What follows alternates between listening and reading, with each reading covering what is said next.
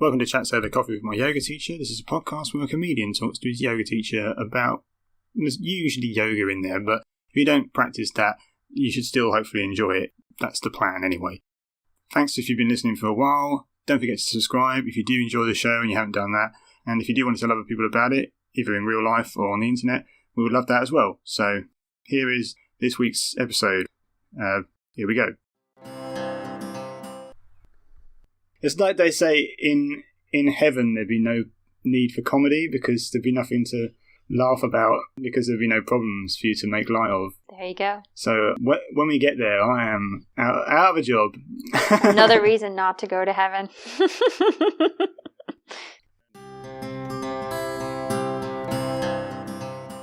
I was going to ask you, how did you do Tuesday's class? How did I do?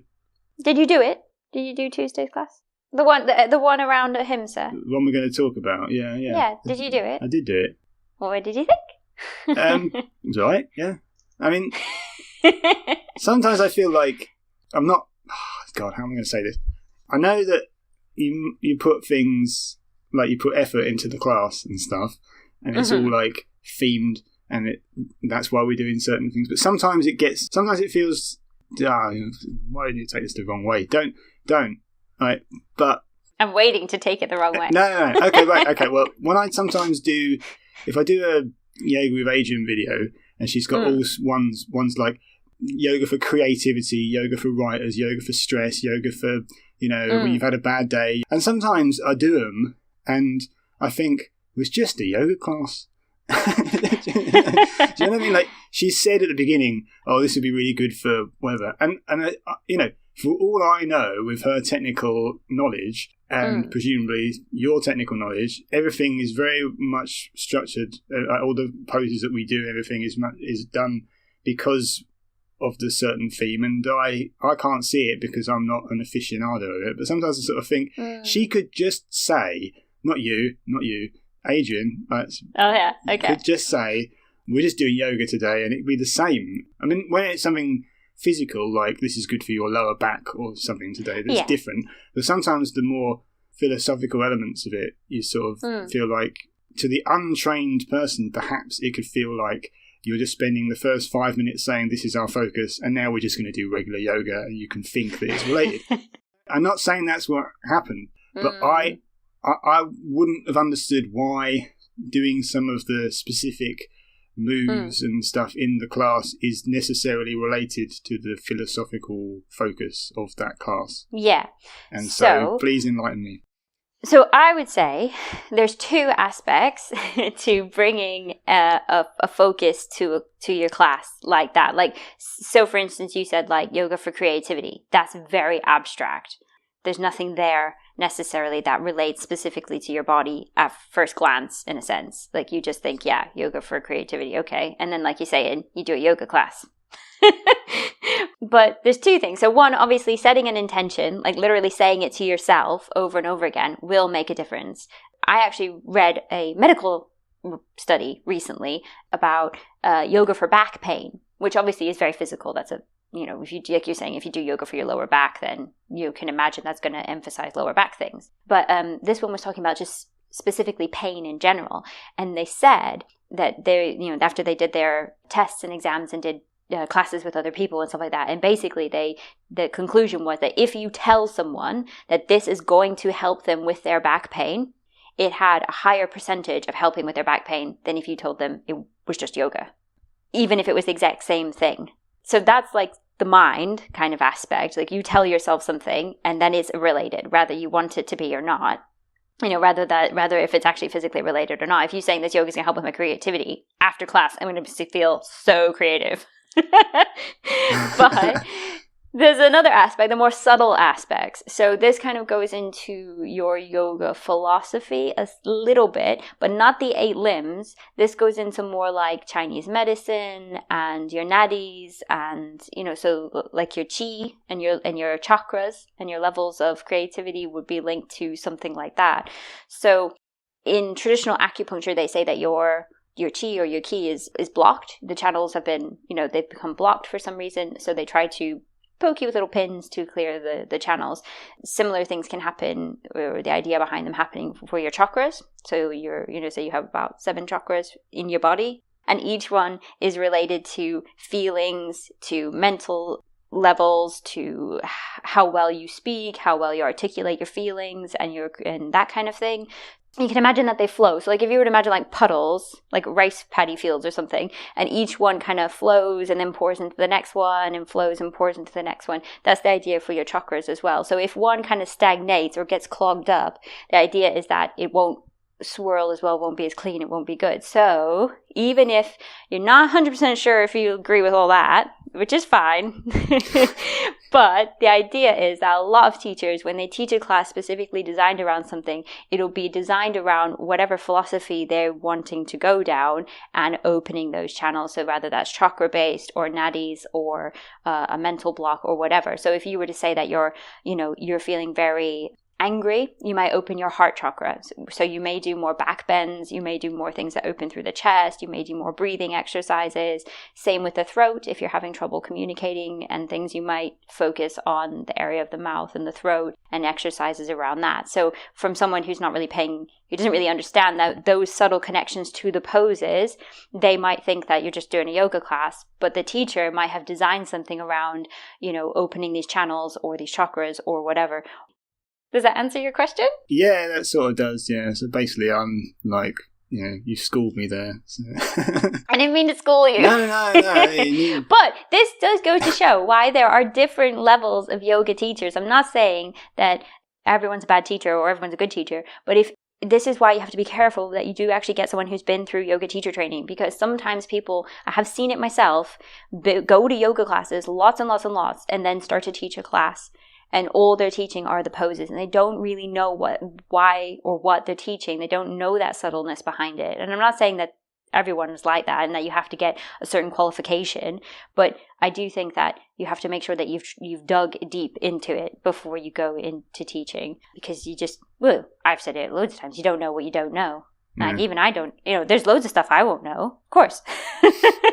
I'm just, we're learning our whole lives. People, the monks and stuff, and will dedicated their whole life to learning all about yoga, and they'll literally leave their families and go into a shrine, and and that's it. They just go live in the monastery forever, and all they do is yoga. Like there's loads of stuff I won't know because I don't live that kind of life. They won't know everything either, so Exactly. I'm not saying I'm putting myself on a pedestal, but I would say that to definitely keep an eye out, for the charlatans. That makes me feel bad now. I'm saying that all the yoga teachers are charlatans. That's not what I mean. That's all right. I think a lot of comedians are charlatans, so You're not really funny. You're just making it up. Well, they're just getting away with it. Something related to that. It's probably really obvious, but I remember when I was kind of young, and I found out that comedians, like on the radios, just lie. They just make up stories and then say that they happened. Like, I had my, I don't know what, like, I had my plaster around and blah, blah, blah, blah. And then it was a laugh and then it was just all a lie. And I was like, oh. And I felt really betrayed. Oh, no. Yeah. I was like, I don't like you. I don't want you to lie to me. Even if your silly story was funny. Apparently Woody Allen never shot a moose. So there we go. So you should explain what that Ahimsa is. Have I said that right? Yeah, Ahimsa. And then why some of the things we did in the class were related to it, if you remember what we did. Okay, so specifically with the class that I taught, I wanted to make sure that we stayed clear in the intention that this would apply only to yoga on the mat. So rather than trying to teach mindsets and things for off the mat or in your life, I was very conscious that I wanted to keep it related to your physical yoga practice.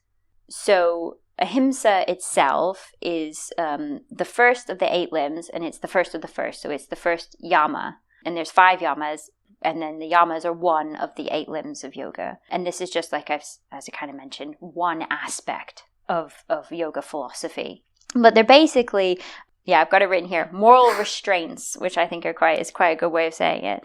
But they're how we act to other people. So the niyamas, which we covered before, are how we act to ourselves, whereas the yamas are basically how we act outside. So literally how we act towards other things. And the first one is Ahimsa, which is non-harming.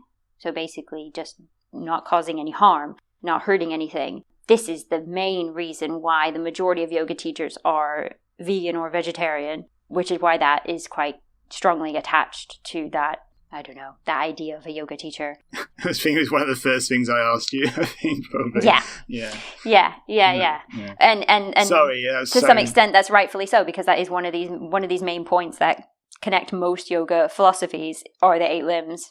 And those are based, the first one of the 8 limbs is Ahimsa. And everyone, pretty much, give or take, obviously, there's always everyone in quotes, a lot of people all agree that this is the reason why it's the first one is because it's the most important one and that it affects all of the other ones. So no matter what we talked about for the niyamas, no matter what we talk about going forward, this one has to come first. So you tell the truth as long as there's no harm. You do this as long as you're not harming anything. This one has to apply to everything. So yeah, you've got this idea of like, maybe you apply that to your life by being a vegan in your lifestyle. So not just your food, but also your clothing, where you get your soap from, all of this kind of stuff. And then there's this, then you can apply that to your practice. So specifically the class that we taught, the class that you did, I really wanted to steer clear of too much of like, oh, go be a vegan.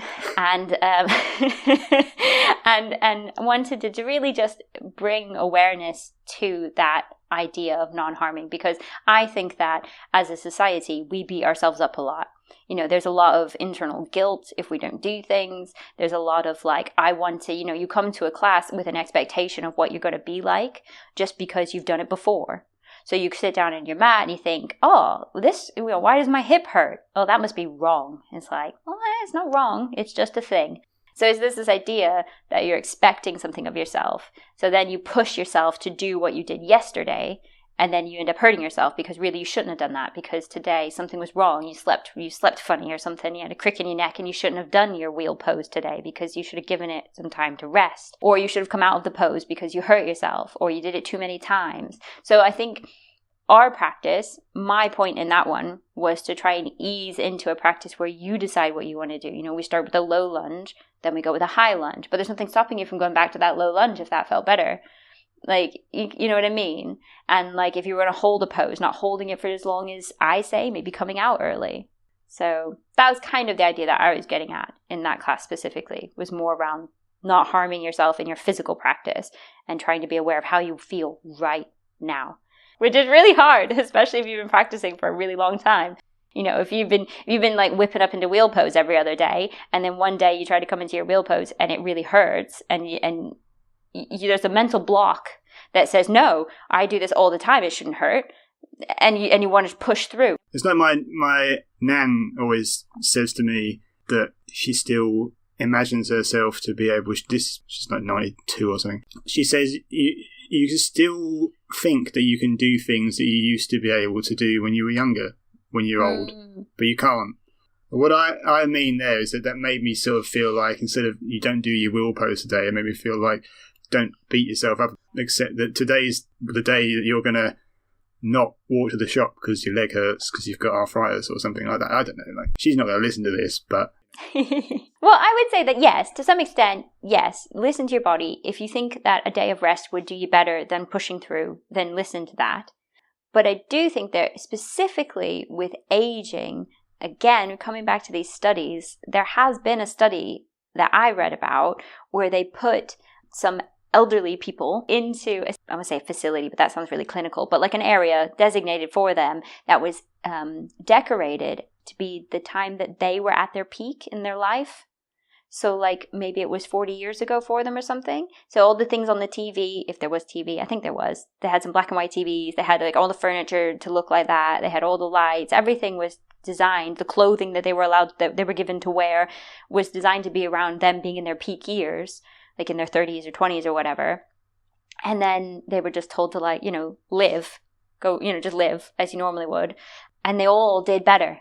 They could all do more for themselves than they could do when they were living on their own in like modern days, because they felt more confident and because they were more familiar, and it kind of reminded them of what they should feel like. Maybe I should suggest that to her. So throw your telly away.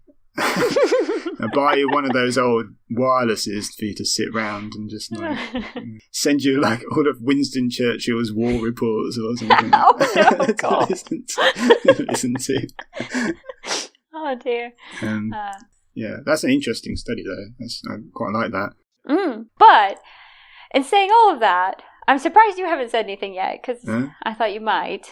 About what specifically? About Ahimsa specifically, and non-harming, and like living that kind of lifestyle. Well, I agree with it, I think. I thought it'd be quite fun to, when the BBC debate something, and like, or the Moral Maze or something. Yeah, because they have to try and have both sides. And they get two really extreme people in, so I thought it'd be quite fun if you were like the extreme, I believe in non-harming thing, and I was just like well, actually, harming is a very natural thing, and we've been doing it since the Stone Age.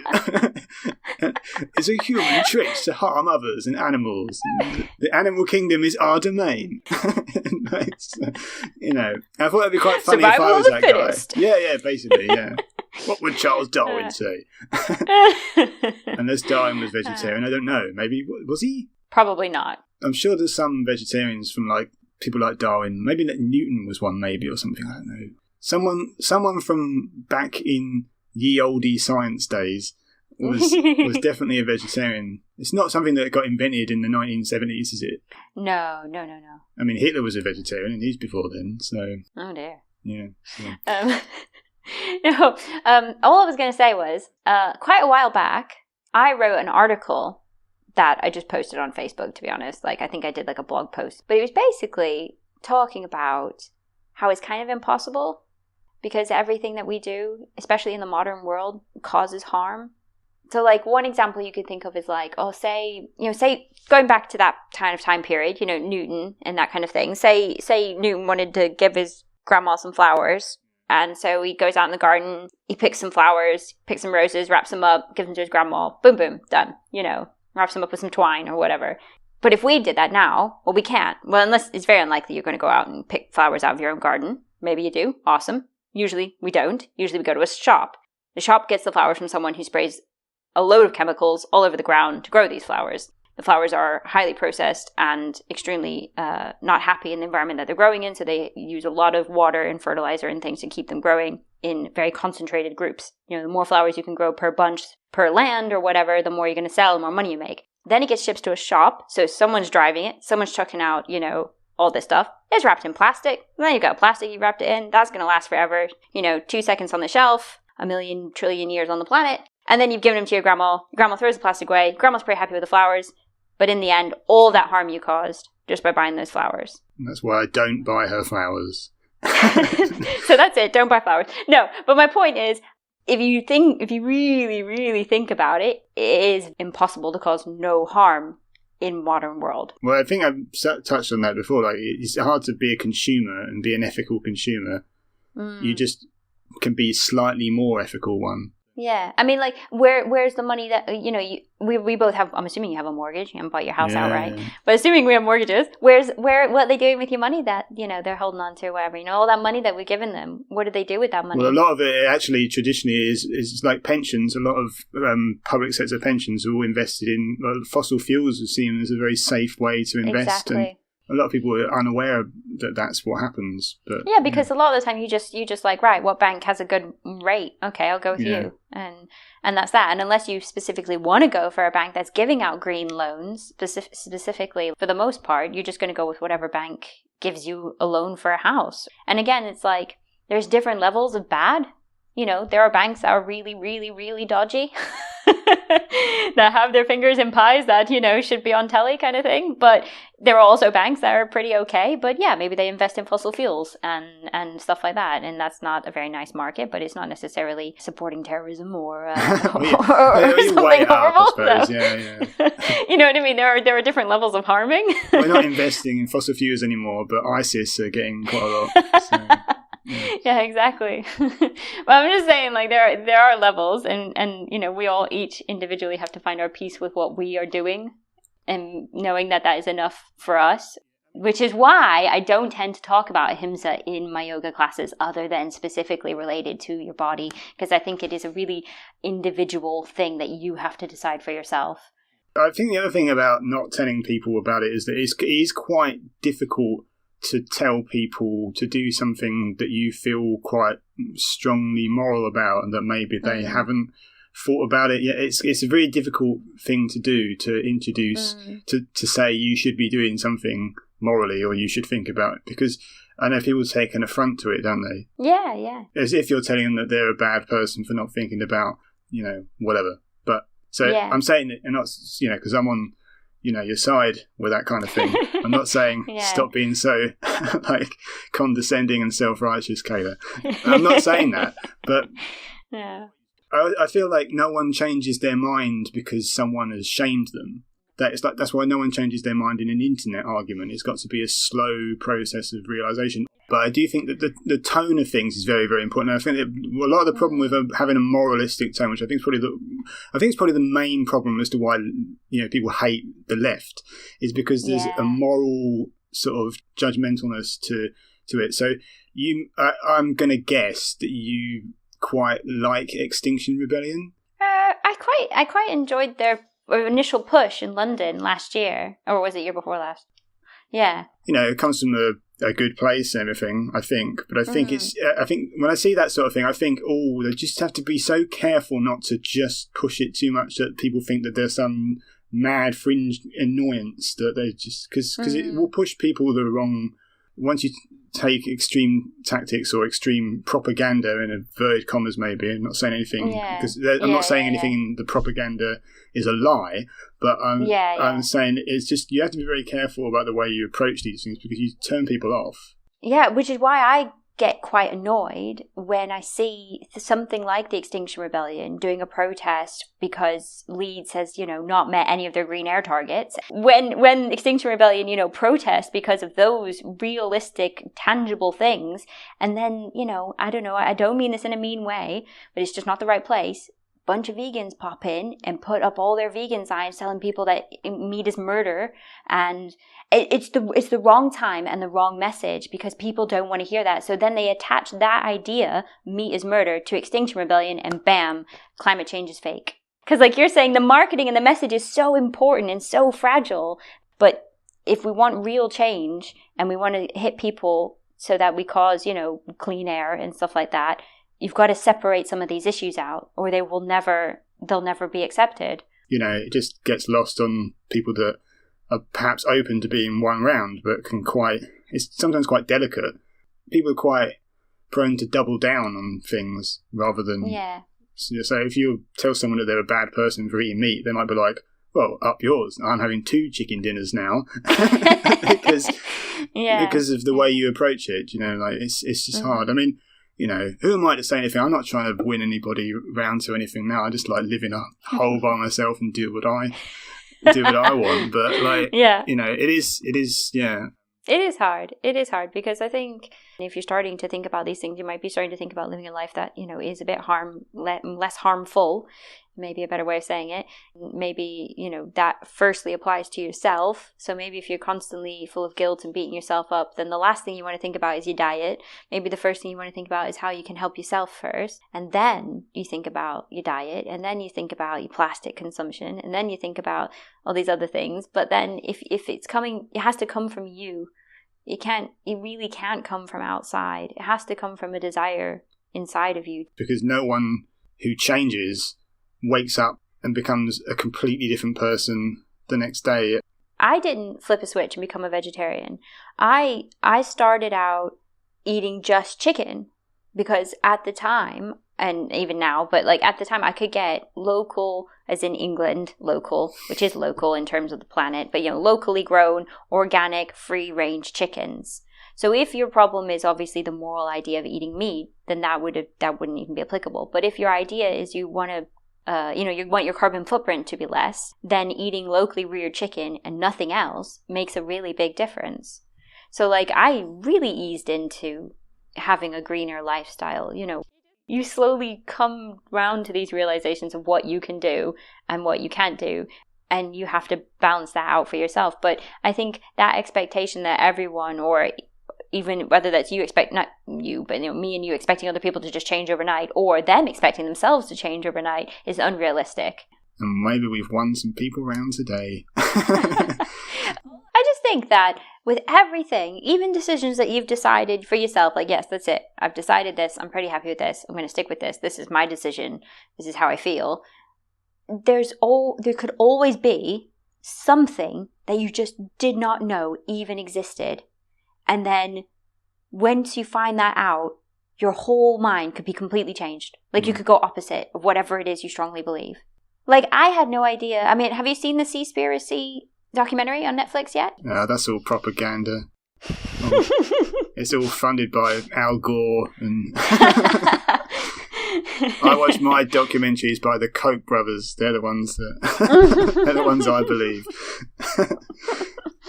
Do you want me to tell you anything about it? I don't want to give you spoilers if you did want to watch it eventually. Can I guess we're screwing up the sea, I'm going to guess. Well, yes. That's the first half of the film. And then the second half of the film is how most of the people who get all of our fish are slaves.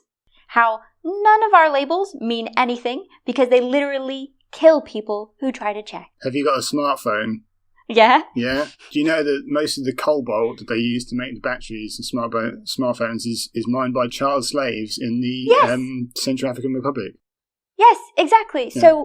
So just talking about the oceans, for me particularly, I would have said, I'm a vegetarian, and I would have said that having the odd piece of fish was okay in comparison to having a beef burger. But now, I probably wouldn't say that because, well, I've changed my mind now. I would probably say that if you could get a good burger from a locally reared person who's, that would probably be more environmentally friendly than supporting anything in the fish industry. And the farming is even worse because even though they might not be like slaves in Scotland, it's absolutely destroying the coast. So I've changed my mind, But that's what I mean by just saying, like, you don't know what you don't know. So it's kind of ignorant, to be honest, to go up to someone and tell them they should believe something that you believe when one day you could change your mind completely. Something could happen that could change your mind.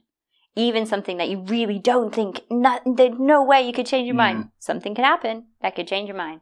Like, I don't, until you know everything about everything, which we're never going to do, really, you just can't say exactly what the best thing is.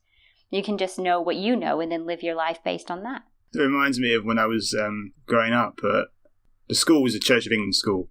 And I remember sort of saying to another kid that I didn't think I really believed in it. And he told me, well, the fact that God knows that you knew about it and you rejected it is worse than if you'd have grown up without knowing any of it. Because then when you died, God will cut you some slack. And I was like, firstly, fuck this nutter. but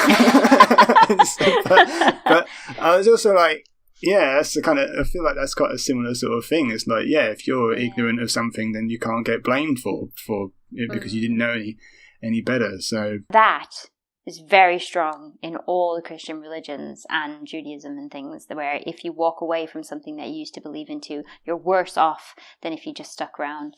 But I just think that's so odd because even if you pretended to stay and every Sunday you went to church, if you didn't feel it and you honestly didn't believe it, then how is that any different? Like, you can't make yourself believe something that you've decided is you just don't believe in anymore. You didn't choose not to believe it, I think. Exactly. Yeah.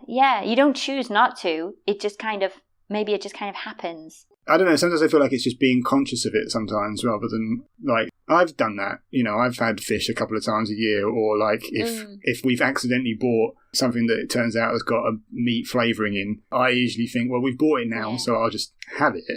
And also, I think we've talked about this before, the specifically around food, the Buddhists believe that if something is served to you, you should eat it. Like, it's too late, basically. And so that kind of goes back to your idea of like buying food. If you accidentally bought food that was meat or had meat in it or whatever, or the simplest thing is usually sweets. Sweets are always full of gelatin. So you buy something you didn't realize, and then you're like, oh crap, it's got gelatin in it. It is your choice, obviously, but is it really any more or less harmful to throw it away rather than eat it? I mean, I would argue that you should probably eat it. And that's kind of like how Buddhists, there's quite a few different Buddhist sects that if you sit down with someone and they invite you around and they served you a steak, it'd be like, oh, well, I don't normally eat meat, but I'm not going to mention it because that would be rude. And all it would do would be to cause harm. It would only thing that you could do by saying, oh no, I don't want this steak, I'm a vegetarian, is make someone feel bad. That is the only thing that's going to happen. by saying, I don't want your steak, take your steak back. So if you secretly want to still eat meat sometimes, you just need to have friends that don't really know that you're not, and then you can like keep going around there. Yeah, if you have friends that don't know you're a vegetarian, and then go around for tea and be like, oh no, they've cooked me meat. I won't mention anything. So yeah, basically, you're going to fail, but you can fail better. Yeah, that's basically the kind of conclusion that I've set. So you just don't beat yourself up about it, and because that is also harming. The more guilty and horrible, the more you beat yourself up about it, the more you're just harming yourself. Like all the jewelry that Andrew's bought me over the years for our anniversaries and stuff have all come from fair trade, sustainable mines. But I mean, have I gone to Colombia and double checked that the emeralds are in a sustainable way and that there's no children there? No, of course not. So I'm just taking their word for it. Yeah, it's why I stopped taking cocaine. And I'm not saying, the most you can do is take people's word for it, because there's no way that you could check everything. But there is going to be a point where people are just lying. Well, that's it. You just, I don't know, again, there's no such thing as purity, is there? There's just, you can get slightly better. Because you often see articles about how a lot of vegan foods are still quite bad for either the environment or, presumably slave labour. Like vegan food that uses palm oil or something, and also like I've recently decided plastic isn't vegan. Right. So anything wrapped in plastic can't be vegan. I've decided this. Okay.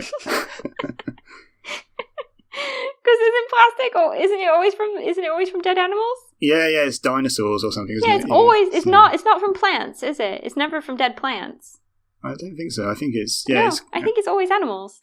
I know it's in a very refined form, but if it's from an animal, then it's not vegan, which means anything wrapped in plastic that's told is vegan is actually wrong, if you want to be really specific. No, yeah, it's true. There you go. There's another hurdle to try and jump that's going to be impossible. Oh, God. Can't win anywhere, can you? There's always a trade-off. It's science, basically, isn't it? It's like when we're having building work on and I have to get up early, I sometimes feel like I get so much more done. Like, it feels like such a productive day. But then I was thinking, the fact that I've had a longer day and slept less, will that mean that I actually live less in the future? Like, am I trading off? Well, if I got 6 hours sleep a night, is that forfeiting 6 years of life at the end of what it would have been if I'd have just laid in? Probably not.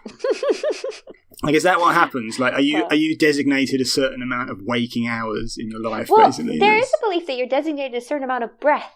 Right. I think that stems from yoga traditions, where you're supposed to, literally a certain number of breaths, and so that's one of the theories behind taking slow, deep breaths is that you'll live longer. Well, I'm definitely doing that. But also like this, I think this stems from like, I don't know, turtles and tortoises. Tortoises are really slow. They're very, very old, but they're very slow, and they do breathe slow and stuff. And I think people are like, oh, well, if you're slow, maybe you'll live as long as a tortoise. If you're fast and you scurry like a mouse, you only live a few months. So that just sounds like fairness to me. Like, it wouldn't be fair for a mouse to be really slow, would it? Just like I don't think it'll work. I don't know. I just think like that sounds like very unscientific science. That's not a word, but you know what I mean. It's like, ooh, the tortoise is slow and he lives a long time. That must be why he lives a long time. Well, it could be because he's a different animal. So it's a Koch brothers documentary, is it? Yeah, exactly. Anyway. Right. Well, this has been fun. Yes. Hey, thanks for listening. I've tried a hey in there. I don't usually do that. Does it sound cooler? I don't know. Anyway, thank you. I hope you enjoyed that. We're back in 2 weeks when we're going to be talking about whether or not we have a soul. So if you've ever wondered, then we've got all the answers for you. Maybe. So do join us then. Right. Okay. I did the bigging at the start, didn't I? So see you later.